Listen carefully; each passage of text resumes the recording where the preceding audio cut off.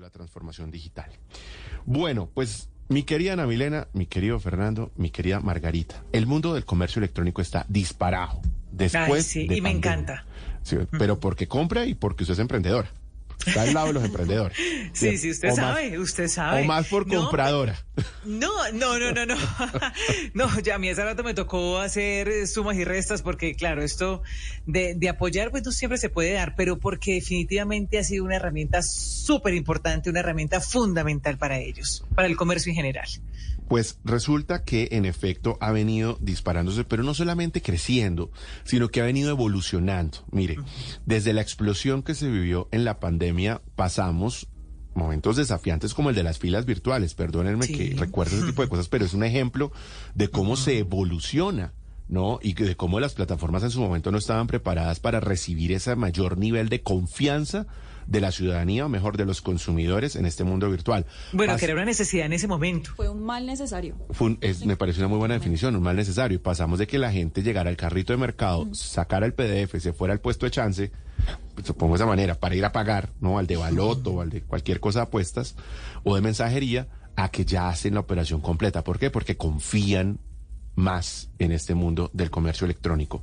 María Fernanda Quiñones es la presidenta de la Cámara de Comercio Electrónico, parte de la Junta Directiva de Aliadas, y nos acompaña esta noche. María Fernanda, bienvenida, buenas noches. Hola, buenas noches, Juan Manuel, un gusto estar en esta mesa de trabajo como siempre. A usted por acompañarnos. ¿Y qué tanto ha evolucionado el comercio electrónico desde pandemia?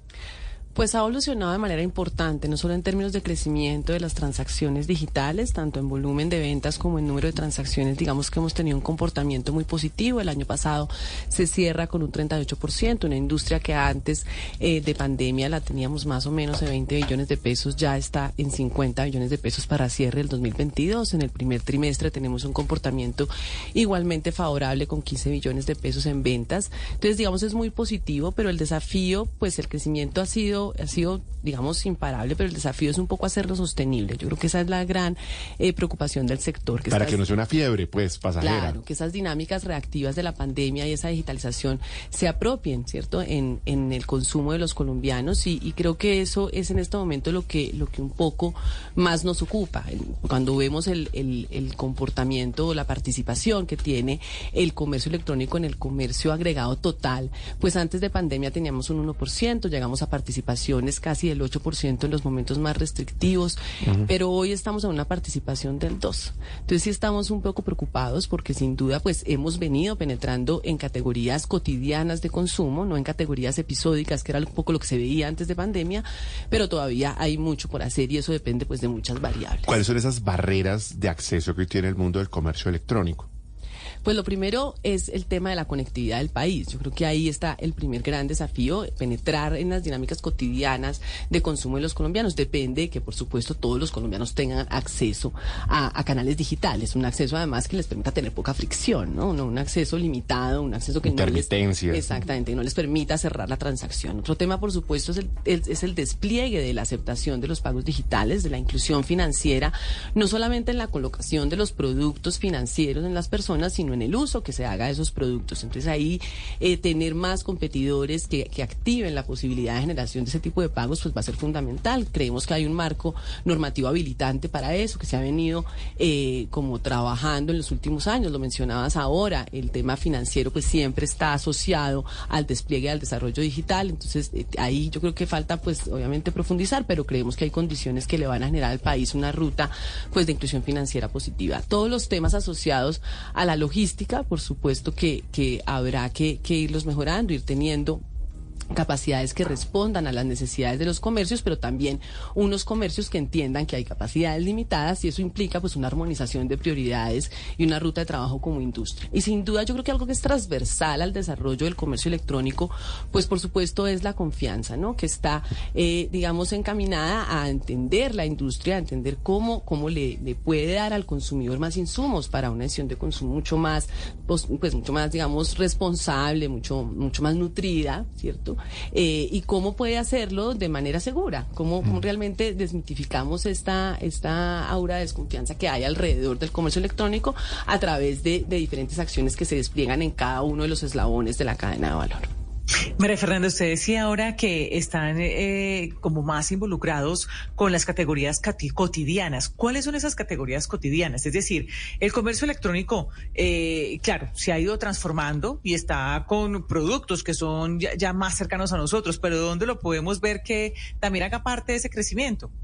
Mira, estos datos nosotros los vemos en las encuestas de calidad de vida del DANE, en las encuestas a comercios que hace el DANE, que es un poco la fuente más fidedigna que se tiene sobre el particular, y evidentemente aquí nos muestra que si hay una penetración en una categoría que se denomina en estas encuestas otras de retail, y que tiene que ver con comercio al por menor, con tiendas de barrio, con temas por supuesto más cotidianos. ¿Qué vemos también? Hogar es una categoría que desde la pandemia entró en temas de comercio electrónico y que era totalmente ausente antes, o digamos no protagónica por lo menos, y ya la vemos teniendo un liderazgo dentro de las categorías de e-commerce. Alimentos preparados es una categoría que también ha adquirido un protagonismo importante, y servicios financieros, servicios de educación también han empezado, digamos que, a ser transados a través del ambiente digital. Esos son categorías de todos los días, no son categorías como el turismo o como tecnología, cierto, moda, que son categorías episódicas,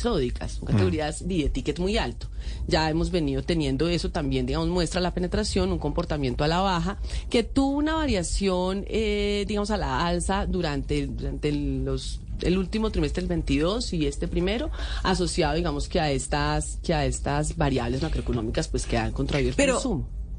Pero en cuanto a ese tema, María Fernanda, digamos, en el caso de la moda, claro, uno también puede pensar que el comportamiento a la baja, pero ustedes lo tendrán analizado o mejor evaluado, tiene que ver con la situación actual del país, con la situación actual económica. Es decir, que la gente prioriza para hacer esas compras a través del comercio electrónico según sus necesidades y lo que sea más importante.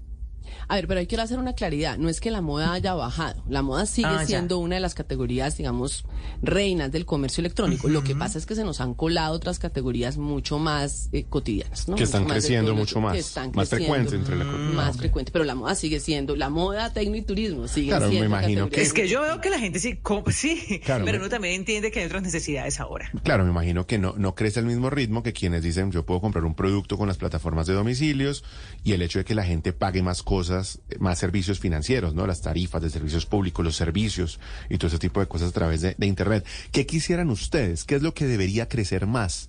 ¿Qué es lo que haría que el comercio electrónico en Colombia fuera mucho más robusto?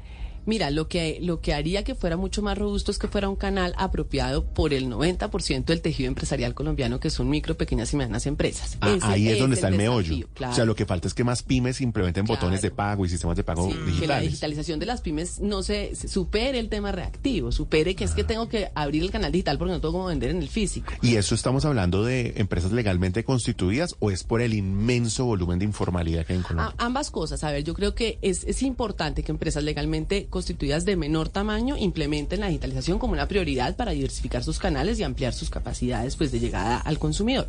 Pero además hay que entender que el comercio electrónico es una ruta, una senda hacia la formalización, que es una cosa muy positiva que no hemos visto en términos del comercio digital y lo que macroeconómicamente puede generar. Entonces uno puede con un emprendimiento empezar a través de redes sociales, y en función de esa escalabilidad que va teniendo el emprendimiento, pues pasas a un marketplace y después estableces una tienda online ya plenamente formal. Pero te da como una ruta que paulatinamente te lleva a la formalidad sin imponerte, digamos, de entrada unos costos que a veces se piensan no se pueden asumir y que ya paulatinamente es posible hacerlo. Para allá iba. ¿Qué tan costoso es pasar a esa etapa de tener un marketplace? Eso depende mucho, pero por supuesto que la idea es que pasen de una forma que sea muy, muy intuitiva, ¿cierto? Porque el marketplace lo que les permite es generar un posicionamiento, unas dinámicas de clientes, ¿cierto? Llegar ya a un público y un entendimiento además de cómo funciona un canal digital, que eso es fundamental para poder establecer una tienda virtual propia.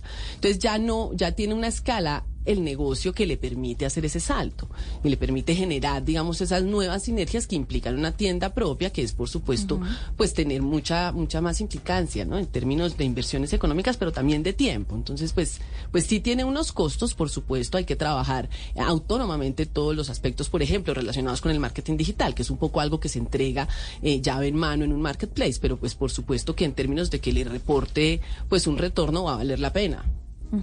Bueno, me llama la atención, ustedes lanzaron hace poco el sello de confianza eTrust, que pues como mencionaba usted hace un momento, es muy importante que las personas hoy en día confíen mucho más en lo que es el comercio digital, el comercio electrónico, pero además yo siento que allí hay algo de trasfondo y es que todavía vemos mucho las estafas digitales y que se dan también a través de comercios. Las personas creen que están comprando en sitios que son verificados, que son reales y terminan siendo estafados. Creo que también hay un tema de educación detrás de todo esto.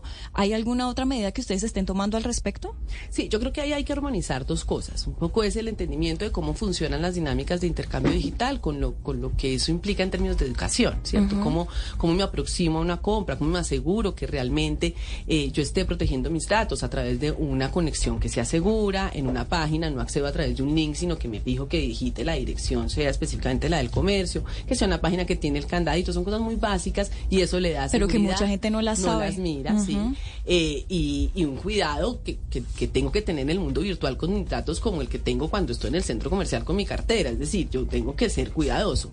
Pero sin duda la falta de presencialidad pues implica un poco de desconfianza, necesariamente se siente un poco más asimétrica esa relación de consumo y lo que hace el sello es generar, o lo que buscamos a través del sello es generar como un círculo virtuoso en el que por supuesto existe un respaldo hacia el consumidor, pero también el comercio le entrega, al mercado una garantía de que está siguiendo una serie de estándares para que esa dinámica de consumo sea segura y sea tranquila.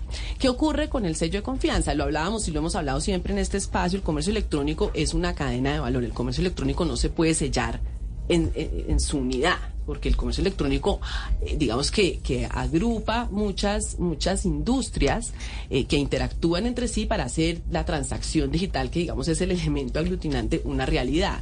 Pero el comercio electrónico pues tiene que ver con el mundo de los pagos, tiene que ver con el mundo de la logística, tiene que ver con el mundo de esa protección al consumidor y un poco cómo estructuramos este trabajo al interior de la Cámara a partir de un entendimiento de la demanda.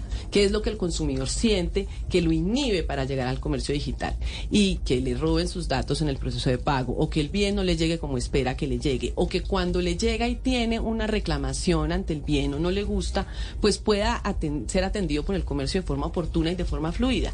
Entonces, a partir de esos tres eslabones que si ves corresponden al eslabón de pagos, al eslabón de la logística, al eslabón del consumidor, es que se estandarizan una serie de prácticas que no son comunes entre sí porque son industrias diferentes. Entonces tenemos eTrust en pagos, en logística y en consumidor. Y la idea es que el comercio o el operador de pagos o quien sea responsable de ese respectivo eslabón pues pueda acreditar el cumplimiento de una serie de estándares y pueda estar sellado y mostrar eso o bien ante su comercio, ¿cierto? O bien ante el consumidor directamente. Ahí está, por ejemplo, el aspecto que me parece ha sido un obstáculo con todo este tema de los establecimientos de factura electrónica.